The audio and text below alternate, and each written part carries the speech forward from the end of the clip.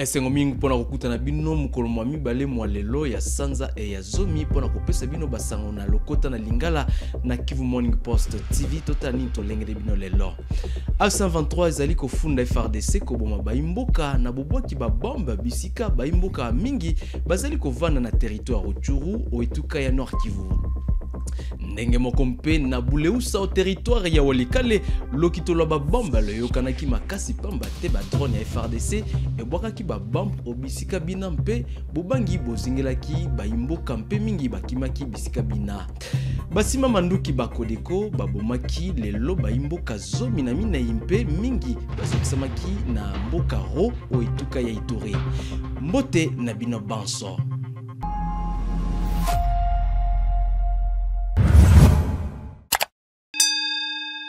Na eleko ya matata maimazali kati ya mbulamatari ya Kinshasa na lingomba A123 baye F123 baye bafundi FARDC koboma bato na territoire ya Rutshuru mpe Lubero na babombo babwakaki obisika bina oetuka ya Nord Kivu tolanda bolai bwa sango eye. Selon Lawrence Kanyuka, porte-parole du mouvement politico-militaire, plusieurs civils ont été tués dans la nuit du 1er octobre à la suite des frappes aériennes des forces armées de la République démocratique du Congo. La nuit du mercredi à ce jeudi 2 octobre 2025, ces forces ont eu recours à des drones et à des avions de combat pour bombarder des zones densément peuplées, notamment à Rutshuru et à Lubero. Ces attaques ont coûté la vie à de nombreux civils innocents et provoqué les déplacements massifs de nos populations, alerte Lawrence Kanyuka.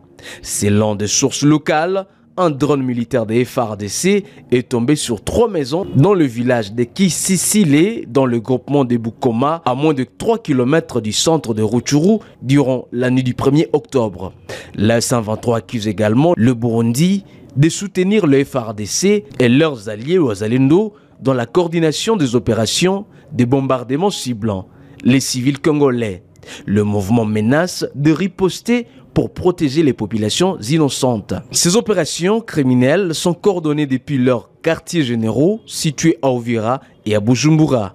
Face à cette tragédie humaine, l'A123 se voit dans l'obligation d'intervenir afin de protéger et de sauver des vies innocentes contre cette barbarie, conclut Lawrence Kanyuka. Dans la nuit du 1er octobre, des camions chargés de centaines de commandos, dont d'anciens soldats de FARDC venus du centre de formation de Romangabo, ont été aperçus à Goma. Ils seraient en route vers Walikale et le sud Kivu. La A123 renforce son arsenal et ses effectifs militaires face au bombardement des FARDC dans les territoires de Masisi, Walikale et Rutshuru au Nord Kivu, ainsi que dans les Fizi au Sud Kivu. Les FARDC renforcent également leur position à Uvira et Walikale pour des contre-offensives contre l'avancée des M23 sur l'axe Mpeti-Pinga au Nord Kivu et sur l'axe Nzibira au Sud Kivu. Les combats se poursuivent dans l'est de la République démocratique du Congo, malgré les appels incessants à un cessez-le-feu dans le cadre des processus de paix des Doha auquel participe le gouvernement congolais et la A123. Bobangi bozingeli baimboka mpe bapalangani na mboka Buleusa ezali na groupement Ikobo au territoire ya Walikale pona lokitolo ba bombe ba drone ya FARDC bwakaki na butu ya lobiloleki kino na tongo ya mukolo mwa lelo mwa mibale ya sanza ya zomi ya mobu moye bulai bwasango na Simeon Semasaka. D'après nos premières informations, c'est autour de minuit qu'une forte détonation a été ressentie dans la région. Quelques heures après, le bruit des drones dans les airs de Buleusa entraîna une panique chez la population locale. Selon ces sources anonymes, l'attaque visait des positions des éléments de l'Alliance Fleuve Congo M23 AFC. Un déplacement de la population a été observé ce matin dans la zone. Suite à cette attaque, la population craignait d'être la cible de nouveaux bombardements de drones dans la région. Cette situation a également impacté négativement aux activités scolaires et économiques dans l'agglomération. Ce jeudi matin, aucune école n'a ouvert ses portes. Aucun bilan n'est disponible et aucune communication de la part des autorités de l'AFC 123 relative à la situation. Cette même situation s'est manifestée à Rutshuru Centre la même nuit où le signal de bombardement des drones aux alentours du camp militaire dénommé Pena à Rutshuru. Aucun bilan n'est disponible du côté militaire et civil. Cette situation a été à l'origine d'une panique dans cette zone densément peuplée autour de 22 heures. Ces bombardements sont signalés alors que les mouvements des militaires des deux côtés, FARDC et AFC M23, renforcent les lignes de front à Massissi, Walikale et Rutshuru dans le groupement de Boussanza. Cela fait un certain temps que les mouvements politico-militaires AFC M23 accusent le gouvernement congolais d'avoir utilisé des avions, des chasse et des drones militaires dans des bombardements des zones densément peuplées, causant des pertes en vies humaines au nord et au sud Kivu. Ces bombardements interviennent quelques jours après celui d'Mpeti, coupant la communication entre Walikale et une grande partie du territoire de Massissi. Basima manduki ba Kodeko babomaki lelo baimboka zomi na minei mpe mingi bazokisamaki na mboka ro o etuka ya Ituri. Bolebo sango eye na Rachid Koudra Wuta Engumba Bunia. Selon des sources locales, des miliciens de la Codeco ont surpris ces personnes qui partaient au chien ce jeudi dans les heures matinales dans la localité de Loui. Les victimes constituent majoritairement des déplacés qui habitent les sites de déplacés d'Hérault dans la chefferie de Bahema Nord en territoire de Djougou. La société civile locale livre un bilan provisoire de 14 personnes tuées et plusieurs blessés. Charité Banzabavi, son responsable, affirme que la recherche d'autres corps ou rescapés se poursuit. Jusqu'à là, j'ai vu 14 morts. 14 morts. L'attaque a eu lieu où et quand? L'attaque a eu lieu le matin ici dans la localité Loui. Ça, c'est à quelques 3 km des sites de déplacés de Déron. La situation, elle est comment pour l'instant? Tendue. Et les miliciens provenaient d'où pour attaquer? Le groupement des gens du secteur de la Titi. Blessés, il y en a, mais en tout cas, on va vous donner, ça c'est encore provisoire, mais on fait encore la précision par après. Les miliciens de la Codeco semblent accentuer la violence contre les civils malgré plusieurs appels à déposer les armes. Depuis le mois dernier, les animateurs de l'État des sièges ont multiplié les sensibilisations auprès des membres du groupe armé, ce qui a abouti à une réduction de certains membres de la milice Zahir, une milice adversaire de la Codeco. Rachid Koudra depuis Bunia pour Kivu Morning Post. Atako etuka ya Ituri ezali na eleko ya état de siège misala miakotonga balabala mingi mizali koba na Engumba Bunia. Balabala ya Putulu ezali kolimwa obisika bina pona kosunga baimboka kosala misala mia bango na kimia totala. En Ituri, la modernisation de la voirie urbaine prend une dimension spectaculaire sous l'état de siège. Grâce au leadership transformationnel du lieutenant-général Luboya Shamadjoni, l'impossible est devenu réalité. Direction Bakoko, avenue Balélé, rond-point Kandoromo. Ici, une route flambant-neuve, asphaltée par la société Mogabaon, relie désormais les centres-villes au quartier général du secteur opérationnel et au nouveau bâtiment de l'université de Bunia. Ces tronçons mesurent plus de 4 km. Les habitats gibiles, fini la poussière, fini les pannes techniques des engins roulants à Bakoko, Hoho et ailleurs. C'est un nouveau souffle qui s'installe.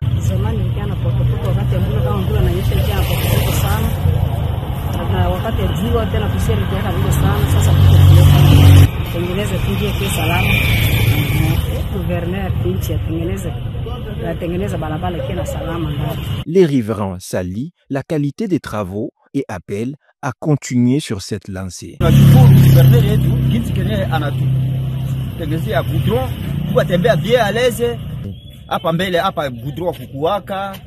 tulikala gudro kukua mbe sasa hivi gudro iko tunaona evolution inaendelea bien. Guverneur yuko afanya kazi nzuri, donc aendelea tuna kazi yake. Mungu abariki yetu kazi anafanya très bien. Kisere mbele ile ilikuwa leta ba malade una ugonjwa mais sasa tu atembea bien hakuna kisere très bien. À l'école primaire Mbio, les élèves respirent un air sain.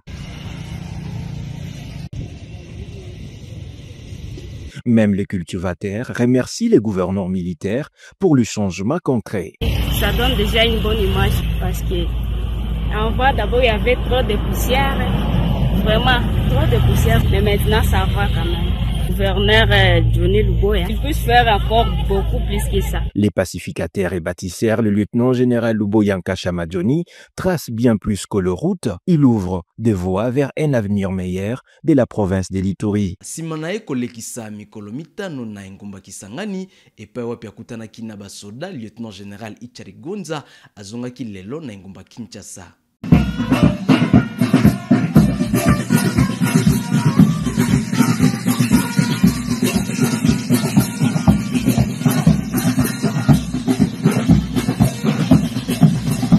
Au terme de sa mission d'inspection et de commandement de 5 jours, entamé le 25 septembre 2025 à Kisangani, le chef d'état-major général adjoint chargé des opérations et renseignements a regagné Kinshasa le mardi 30 septembre 2025. Le lieutenant général Ishalingonza Ndour Jacques a mis son séjour à profit pour visiter toutes les unités de la garnison de Kisangani et celles en transit. Pendant ces visites, le chef d'état-major général adjoint a présidé plusieurs réunions de commandement au profit des officiers et commandants de grandes unités. Orientation et remarques étaient au rendez-vous pour le bon fonctionnement du service. À son retour, le général Ishalingonza Jacques a eu droit aux honneurs militaires par un détachement de la police militaire et un dernier poignet de main avec les officiers présents à l'aéroport à sceller un au revoir avec l'autorité. Nangumba Goma misala mia kotonga mpe kobongisa parking ya mituka mizali kokoba lokola na parking ya Masisi eye ezali na quartier Kishero misala mina misalemi na ntina ya kosokisa embouteillage na Ngumba Goma. Inondée par de véhicules, de motos et autres engins roulants, la ville touristique de Goma, au Nord Kivu, n'avait aucun espace érigé pour les parkings, surtout pour les transports en commun. Avec l'AFC M23, sous la gouvernance de Bahati Moussanga Erasto, les projets de réhabilitation des parkings sur les axes ciblés évoluent à pas de géant. C'est par exemple le parking dénommé Masisi.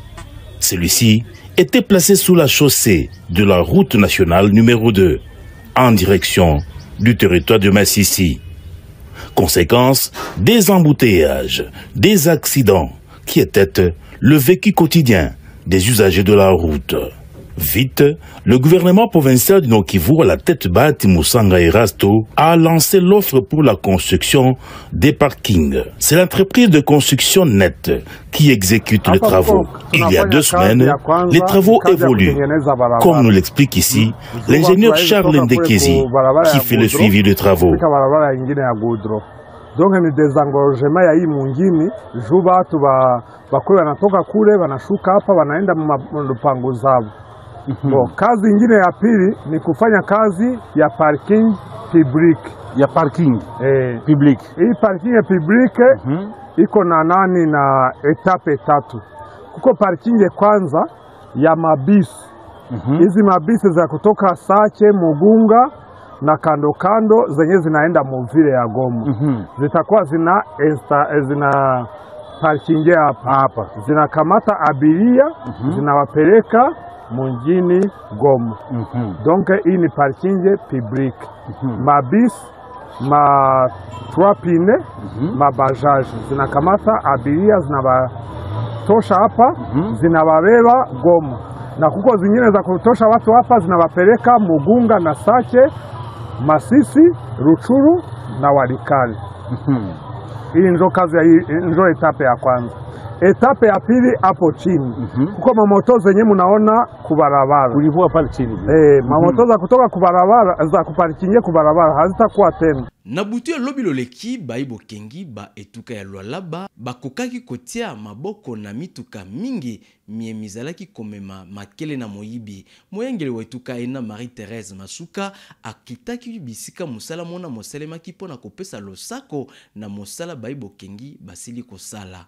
Les services de sécurité du Lualaba ont déjoué une tentative de fraude minière à grande échelle. Ce 1er octobre 2025, aux alentours des 1h du matin, les agents de la cellule provinciale de lutte contre la fraude, épaulés par la police nationale congolaise, ont intercepté plusieurs camions minéraliers lourdement chargés, soigneusement bâchés, tentant de quitter Kolwezi dans la plus grande discrétion. Une première série de véhicules a été stoppée à l'entrée du bypass sur la route nationale numéro 39, tandis que d'autres ont été interceptés sur l'axe Moussompo-Kassangiri.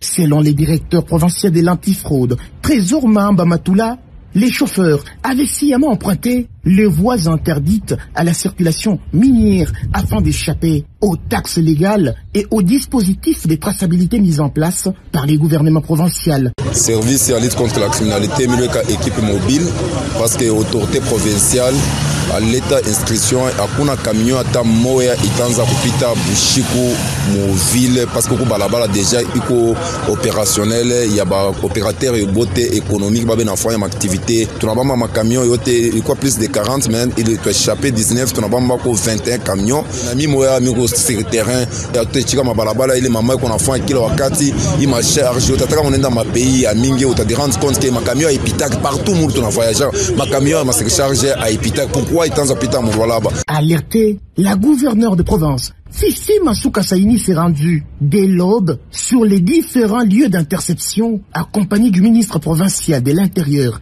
Rui Kaumba Mayonde Philippe, et de son directeur de cabinet.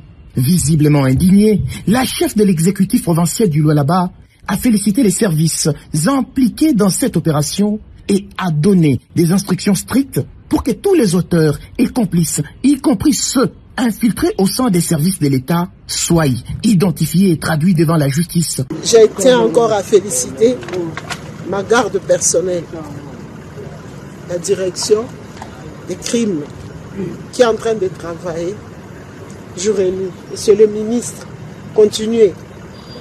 Ce n'est qu'ensemble que nous pouvons remettre de l'ordre dans notre province. Continuez à les traquer jusqu'à ce que nous allons prendre maintenant. C'est lui qui est le pionnier de tout ça. Je tiens seulement à remercier tout le travail qui a été fait cette nuit. Fifi Masuka Saini a saisi cette occasion pour appeler la population à la vigilance et à la collaboration avec les services de sécurité en dénonçant toute forme de fraude. Elle a rappelé en outre que ce type de trafic illégal, en plus de priver l'État des précieuses ressources, contribue à la dégradation accélérée des routes de la province.